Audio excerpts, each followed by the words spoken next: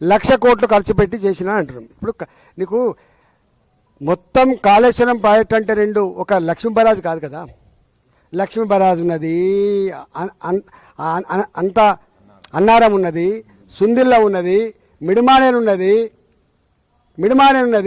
ఒక అనంత సాగర్ ఉన్నది, ఒక రంగనాయక సాగర్ ఉన్నది, ఆ పైన మల్లన్న సాగర్ ఉన్నది, ఆ పైన కొండపోచమ్మ సాగర్ ఉన్నది, అక్కడి నుంచి బస్వాపురం ఉన్నది.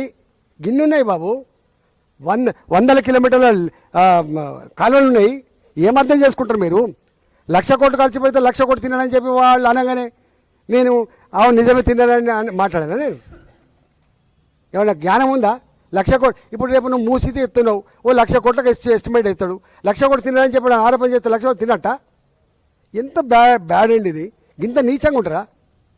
బదనాం చేయి, కానీ గిట్లా చేస్తే ప్రజలు హర్షిస్తారు అనుకుంటే మాత్రం మూర్ఖత్వం అయితే గుర్తుపెట్టుకో. ఇవాళ కాళేశ్వరం ప్రాజెక్టు